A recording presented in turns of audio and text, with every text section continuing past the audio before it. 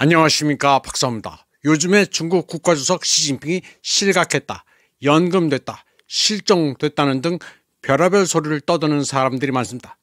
그리고 그 근거라면서 6월 2일부터 4일까지 중국을 방문한 알렉산드르 루카셴코 벨라루시 대통령과 시진핑의 만남을 들고 있습니다. 시진핑은 루카셴코를 처음으로 중란하이 관저에서 만났는데 왜 국가 정상에 왔는데 예포도 쏘지 않고 인민대회당이 아닌 중란하이냐면서 온갖 트집을 다 잡고 있습니다. 그리고 시진핑이 루카셴코와 대화하는데 왜 배석자가 왕이 외교부장만 있느냐면서 시비를 걸고 있습니다. 그런데 진실은 벨라루시 통신사 벨타를 보면 알 수 있습니다. 루카셴코 대통령은 시진핑과의 만남이 좁은 공간에서 열린 가족 모임이라면서 공식적인 스테이트 비짓도 실무 방문인 워킹 비짓도 아니라고 밝혔습니다. 때문에 인민대회당에서의 공식 환영 행사가 없었던 것입니다. 루카셴코는 그럼에도 불구하고 중국은 가족 만남을 최고위급에서 조직해 오랜 친구인 왕이도 나왔다고 말했습니다. 루카셴코는 방문이 성공적이었다면서 중국 방문 일정은 당초 중화인민공화국 수석과의 전통적인 우호적 가족 면담이었다고 말했습니다. 이웃집 마실가는 가벼운 마음으로 가긴 했지만 그렇다고 놀러간 것은 아닙니다. 루카셴코는 베이징에서 중국 재계 인사들과도 만나 비즈니스 협상을 했습니다. 벨라루시와 중국 관계를 총괄하면서 루카셴코 대통령을 수행했던 니콜라이 스노코프 제1부총리는 루카셴코 대통령의 이번 중국 방문이 특별한 형식을 취했다고 강조했습니다. 그러면서 다른 어떤 세계 정상과도 이런 방식으로 소통하지 않으며 이번 방문은 가족 친화적인 만찬이라고 말했습니다. 그리고 국제사회는 대통령의 이번 방문에서 입증된 벨라루스와 중국의 우정, 상호 지원, 그리고 공동 발전의 모범을 따라야 한다고 했습니다. 그는 단순한 공식 방문이 아닌 가족 친화적인 만찬을 위한 방문에서 강대국 지도자들이 모여 국민의 공동 미래에 대해 이야기하는 것도 나쁘지 않을 것이라고 말했습니다. 벨타 통신은 벨라루스 대통령의 6월 초 업무는 주로 중국 테마와 관련이 있었다고 했습니다. 그리고 알렉산드르 루카셴코가 베이징을 3일간 방문해 시진핑 주석과 가족 만찬을 했다고 전했습니다. 가족 만찬이라고 했으니 펑리 유엔과 딸 시밍자가 저녁 식사 자리에 나왔다는 얘기입니다. 지금 펑리 유엔도 가택 연금 상태라느니 딸 시밍자가 아직 하바드에 있다느니 하는 소리는 가짜뉴스입니다. 루카셴코는 베이징에서 귀국한 직후 민스크 국립축구장 개장식에 참석했습니다. 중국의 지원으로 건설된 것인데 루카셴코는 여기에 시진핑 동상을 세우는 아이디어를 제안했습니다. 벨라루시의 루카셴코가 연금 상태에 있는 실각한 시진핑을 만났다는 것은 비상식적입니다. 그리고 얼마 안 있으면 실각할 시진핑의 동상을 축구 경기장에 조성한다는 것 역시 그렇습니다. 다음 소식입니다. 마리아 자하로바 러시아 외교부 대변인도 라브로프에 이어 2050 미래 포럼에서 매우 감명 깊고 통찰력이 넘치는 강연을 했습니다. 그녀는 소위 계몽된 유럽과 러시아에서 벌어지고 있는 일의 차이점을 상기시키고 러시아에 맞서 전쟁을 벌이는 자들에게 어떤 일이 벌어지고 있는지 설명했습니다. 여기서 계몽된 유럽이라는 표현은 나폴레옹 전쟁 당시의 소위 계몽사조와 현재 유럽에서 일고 있는 퇴폐 풍조를 빗댄 말입니다.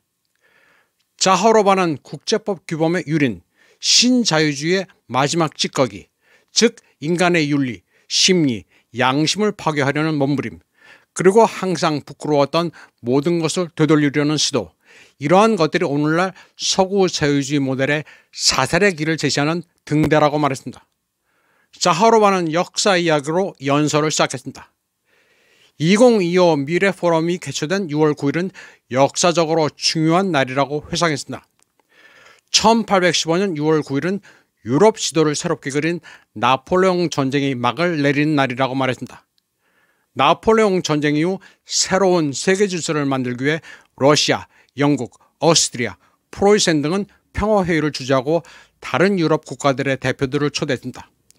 이게 바로 비엔나 회의인데 1814년 9월에 시작돼 조약은 1815년 6월 9일에 체결됐습니다. 비엔나 회의에는 오스트리아 정치가 메테르니히가 의장으로 참석했습니다. 나폴레옹이 유럽에 초래한 혼란과 파괴에 종지부를 찍고 유럽의 질서를 다시 만든 비엔나 회의에서 러시아 대표로는 알렉산드르 1세가 참석했습니다. 자하로바는 비엔나 회의의 결과로 바르샤바 공국의 상당 부분이 폴란드 왕국이라는 이름으로 러시아 제국에 편입됐으며 알렉산드르 1세는 폴란드 자르가 됐다고 회상했습니다. 그리고 나폴레옹을 물친 세력들은 유럽의 다른 국경선도 다시 긋게 됐는데 그때부터 러시아는 제국이라는 비난을 받아왔다고 말했습니다.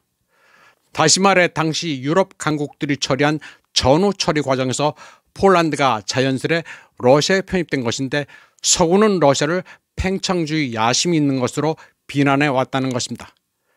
자하로바는 러시아 제국의 건설은 서유럽 국가들이 영토를 확장하고 해외 식민지에서 노예 노동과 지역 주민 말살에 기반한 경제를 구축했던 방식과는 전혀 다르다고 시작했습니다. 그녀는 서유럽이 러시아를 상대로 전쟁을 벌일 때마다 성장했다면서 이는 역사적 사실이라고 말했습니다. 자하로바는 최초의 국제 집단 안보 체제, 유럽 콘서트 체제라고도 불리는 비엔나 국제관계 체제가 바로 그때 형성됐다고 했습니다. 마리아 자하로바는 비엔나 회담 이후 80년간 집단 안보 체제가 형성돼 유럽의 평화를 가져다 줬다고 시작했습니다. 테헤란, 얄타, 포츠담보다 한 세기 반 앞서 국제관계 시스템의 안정을 이룩한 비엔나 체제는 러시아 레지먼트 덕분에 가능했다고 자하로바는 말했습니다. 러시아가 나폴레옹을 꺾은 덕분에 유럽이 묻어가 80년간 평화를 누렸다는 설명입니다. 그녀는 비엔나 체제로 유럽과 러시아의 사회, 문화, 과학, 사상과 철학이 전례 없이 발전했으며 이는 파괴적이고 퇴폐적인 것이 아니라 건설적이고 창의적인 것이었다고 시작했습니다. 자하로바는 강대국들이 평화에 대한 책임을 다하도록 하는 것이 러시아의 사명이었고 오늘날까지 이 사명을 품위 있게 수행하고 있는 것은 바로 러시아라고 강조했습니다. 그녀는 그러나 이러한 안보 시스템은 결국 서구 열강의 야망, 즉 세계의 결과를 스스로 바꾸려는 욕망으로 인해 붕괴됐다고 했습니다. 그리고 국가적, 정치적, 도덕적 타락의 가장 두드러진 사례는 우크라이나였다고 시작했습니다. 자하로바는 200년 전과 마찬가지로 우리 사회의 대다수 그리고 이제 세계 공동체의 상당 부분이 실존적 갈등으로 인식하는 갈등이 있다고 말했습니다. 그러면서 서방은 키예프 네오나치 손으로 사람들을 죽이고 있다고 지적했습니다. 그녀는 서방이 러시아인뿐 아니라 우크라이나인까지 죽이고 있다면서 키예프 당국이 자국군 시신도 가져가지 않는다고 규탄했습니다. 자하로바는 러시아가 그들의 시신을 수습하고 신원 확인을 거친 후 끊임없이 매장을 요구하지만 거절당하고 있다고 말했습니다. 그러면서 전사자들을 수습하지 않는 사례는 종교, 전통, 인류의 경험에 비춰와도 어이없는 일로 이는 전 세계에 대한 수치라고 강조했습니다. 자하로바는 바로 이것이 오늘날 인간의 끔찍한 비극이라고 했습니다. 자유주의 이념이 인간의 존엄성을 완전히 무너뜨린 것으로 이는 키예프 정권과 그 후원자들 모두의 완전한 비인간화를 보여주는 가장 확실한 증거라고 덧붙였습니다. 그는 또 열흘 전 어린이날 키예프 정권의 사보타지 공작원과 테러리스트들이 철도를 폭파해 민간인들이 사망했는데 거기에는 여성과 어린이들, 5개월 된 아기도 있다고 언급했습니다. 자하로바는 인간 혐오적인 이념에 의해 뒷받침되는 하이브리드 전쟁에 대해 이야기하고 있다고 말했습니다. 그리고 이 전쟁은 하이브리드 전쟁이든 뭐라고 부르든 간에 다른 국적, 다른 종교, 다른 역사적 세대와 시대의 사람들에게 신성하고 소중한 모든 것을 지키기 위한 전쟁이라고 했습니다. 그녀의 견해에 따르면 새로운 파괴 대상은 더 이상 사회 기반 시설이나 인간의 생명과 건강이 아니라 문명 전체의 미래 그 자체라고 말했습니다. 자하로바는 초자유주의 프로젝트의 추종자들은 자신들이 왜곡된 방식으로 이해하는 자유가 인간사회의 다른 모든 구성요소를 정복하고 대체해야 하는 것으로 확신한다고 시작했습니다. 자하로바는 리버럴리스트들이 말하는 자유는 거짓 자유라고 규정했습니다. 그리고 그 자유는 다양한 신앙에서 죄라고 부르는 모든 것, 즉 인간성을 상실하게 하는 모든 것에 기반을 두고 있기 때문이라고 했습니다. 그러면서 그들은 인간의 비극, 고통에 대해 이야기하지 않고 도움을 주려 하지도 않으면서 왜 안락사를 대중화하려 하느냐고 반문했습니다. 서구 리버럴들은 왜 중병에 걸린 사람을 돌봐야 하느냐면서 안락사를 절대적인 규범으로 주입하려 한다고 자하로바는 지적했습니다. 자하로바는 또 다른 예로 마약 문제를 언급했습니다. 80년대와 90년대 디스코텍에서 아침까지 춤추기 위해 마약을 유통했던 행위는 오늘날 수백만 명의 목숨을 앗아갔으며 마약 관련 범죄 문제는 이제 서구 사회가 마약의 합법화를 통해 해결해야 한다는 주장이 제기되고 있다고 말했습니다. 하지만 이러한 문제들은 영아 살해 합법화에 비하면 아무것도 아니라고도 지적했습니다. 그녀는 서구 리버럴이 태아 살해를 현대인의 행동 규범으로 삼는다면서 이는 여성뿐만 아니라 남성도 마찬가지고 부부도 마찬가지라고 했습니다. 그러나 서구인들은 이 치명적인 행동을 멈추라고 소리치며 간청하지 않는다고 말했습니다. 그녀는 이 모든 것을 소위 The Dark Enlightenment, 어둠의 계몽주의라는 문제로 간주할 것을 제안했습니다. 어둠의 계몽주의는 영국의 작가이자 철학자인 닉 랜드가 쓴 에세이 제목입니다. 닉 랜드는 진보적인 계몽주의가 정치적 이상을 보는 곳에서 어둠의 계몽주의는 욕망을 본다는 말로 유명합니다. 자하로바는 이 개념이 빅텍 기업의 심연에서 비롯돼 익명의 인터넷, 온갖 종류의 가짜와 시뮬라크르를 지닌 현대사회의 유산이라고 강조했습니다. 참고로 시뮬라크르는 의미 없는 복제품이란 철학 용어입니다. 자하로바는 어둠의 계몽이 인류에게 제공하는 것은 낙태와 안락사처럼 생물학적 종으로서의 자기 파괴라고 설명했습니다. 자하로바는 한 서구 기업은 이미 미래 부모들에게 미래 아이를 유전적으로 조립하는 서비스를 제공하고 있으며 마찬가지로 어떤 기형이라도 의심되는 미래 아이는 바람직하지 않은 존재로 간주돼 세상에 빛을 볼 권리를 박탈당한다고 지적했습니다. 기형이 있는 아이는 그냥 쓰레기통에 버려지고 부모는 스스로 새로운 아이를 조립할 권리를 얻는다고 설명했습니다. 자하로바는 이 모든 게 우생학에 대한 나치 이념과 같다면서 완벽한 인간의 창조는 인종 이론과 연결된다고 지적했습니다. 자하로바는 이런 문제에 대응해 인류와 러시아, 당신과 나, 그리고 우리의 미래를 어떻게 지키느냐 하는 전쟁이 이미 진행 중이라고 말했습니다. 그녀는 소위 어둠의 계몽이 원하는 대로 행동하도록 내버려 두지 않기 위해 러시아 국민들이 사랑, 친절, 정의라는 이상을 위해 목숨을 바치고 있다고 말했습니다. 자하로바는 안정적이고 방어력이 뛰어난 러시아 군대는 수세기 동안 러시아뿐만 아니라 동맹국, 친구, 그리고 전 세계 공동체의 안보를 보장해왔다고 주장했습니다.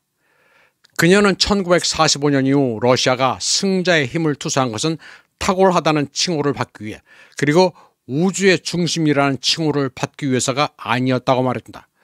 자유, 독립, 주권 따위는 꿈도 꾸지 못했던 나라, 민족 등 전 세계 탈식민주화 과정에 투자했다고 말했습니다.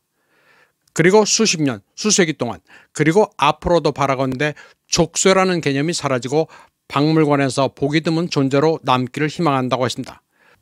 소련은 중앙광장과 노예시장에서 사람을 상품으로 거래하는 것을 멈추도록 하는데 승자의 힘을 투사했다고 그녀는 시작했습니다. 사실 소련이 아프리카 등 제3세계에 공산주의를 수출했다고들 피상적으로 얘기를 많이 하는데 실제를 보면 공산주의를 수입했다기보다는 서구 제국주의로부터의 독립을 지원한 것입니다. 과거 소련이나 현재 러시아나 남들에게 삶의 방식을 강요하지 않았습니다. 반대파를 숙성해 살해하거나 감옥에 가도 강제 노동을 시키라고 한 적이 없습니다. 러시아 매체 자르그라드는 미래 세계의 새로운 정치에 대해 이야기하는 마리아 자하로바가 윤리, 이념, 가치 보존, 그리고 인간이라는 개념 전반에 대한 질문을 많이 다뤘다고 평가했습니다. 그리고 그 이유는 2050 미래 포럼의 주제가 정치적 과정과 철학적, 윤리적 과정을 밀접하게 엮어내기 때문이라고 평가했습니다. 그러면서 러시아는 계속해서 세계의 정상성을 수호하고 있다고 말했습니다. 이번 방송은 여기까지 하겠습니다. 시청해주신 여러분 감사합니다.